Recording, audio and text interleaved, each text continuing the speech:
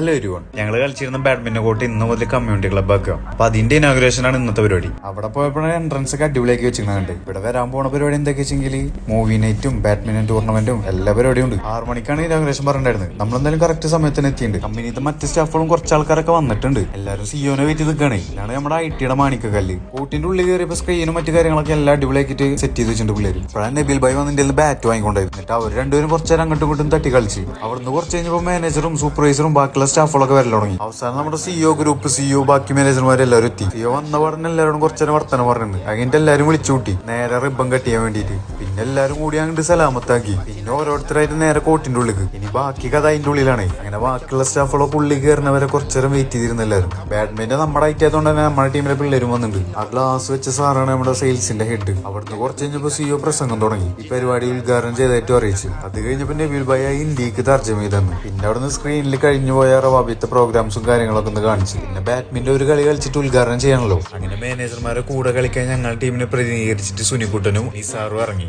ഒരു ഗെയിം കഴിഞ്ഞതിന്റെ ശേഷം അവര് നിർത്തി. ഇനി കേക്ക് കട്ട് ചെയ്യണ ഒരു ചടങ്ങ് കൂടി ഉണ്ട്. കേക്കിന് വേണ്ടി വെയിറ്റ് ചെയ്യാം. ഇവരൊക്കെയാണ് കമ്പനിയുടെ ബാക്കി സ്റ്റാഫുകൾ. ഇവരൊക്കെയാണ് റിയൽ ഹീറോസ്, കമ്പനിയുടെ ബാക്ക് ബോൺ. ബാക്കി ഇനിയുണ്ട് ഒരുപാട് പേര്. പക്ഷെ കുറെ ആൾക്കാർ വന്നിട്ടില്ല. അതിനും വലിയൊരു കേക്ക് വന്ന് ഗ്രൂപ്പ് സിഒ എല്ലാരും വിളിച്ചുവിട്ടുണ്ട് കേക്ക് കട്ട് ചെയ്യാൻ വേണ്ടിയിട്ട്. ഓൾറെഡി കേക്ക് കട്ട് ചെയ്തിട്ട് വന്നിട്ടുണ്ട്. കട്ട് ചെയ്യേണ്ട ആവശ്യമൊന്നുമില്ല.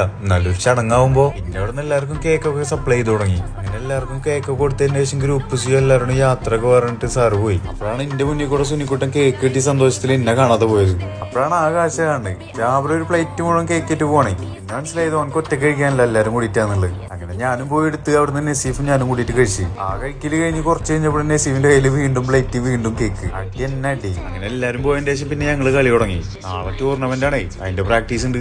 അപ്പൊ ഓക്കെ.